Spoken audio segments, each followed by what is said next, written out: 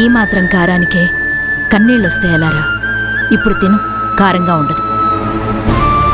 ఇవి కారం వల్ల వచ్చిన కన్నీళ్లు కాదమ్మా, బంధం తెగిపోయి నా భార్య మమకారం దూరమై వస్తున్న కన్నీళ్ళని నీకెలా చెప్పాలి?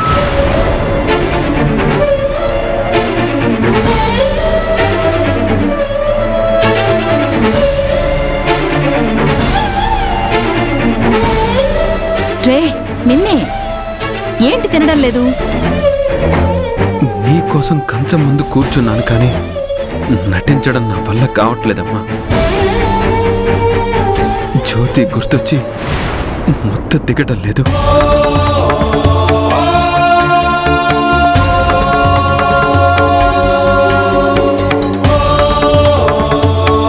రాజు, ఇప్పుడు ఇలాగే ఉండొచ్చు, కానీ వాస్తవాన్ని అలవాటు చేసుకో.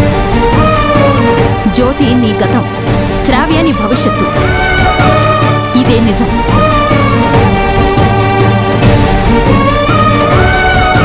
ఇప్పుడు నీ కన్నీళ్లు నీ గొంతుకు అడ్డుపడచ్చు, కానీ రాత్రి ఆకలికి నీ కడుపు మండుతుంది. అప్పుడు ఆకలి వేస్తుంది.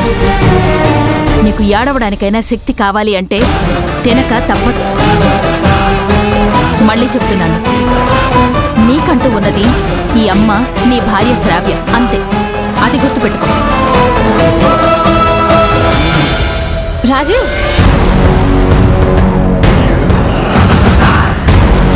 అత్తయ్య, మీరు ఇలా ఎమోషనల్గా వాక్ చేస్తే తప్పితే రాజు మన దారిలోకి వచ్చేలా లేడు.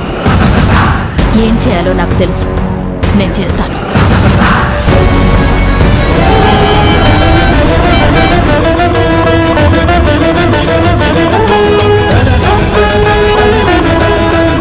ఇన్నాళ్ళు నన్ను పెంచిన తల్లిదండ్రులు ఈ మధ్య నాకు నిజం చెప్పి, నేను వాళ్ళకు దొరికినప్పుడు నాతో ఉన్న ఇదిగో ఈ నగల బాక్స్ ఇచ్చి మా అమ్మమ్మ పేరు చెప్పారు.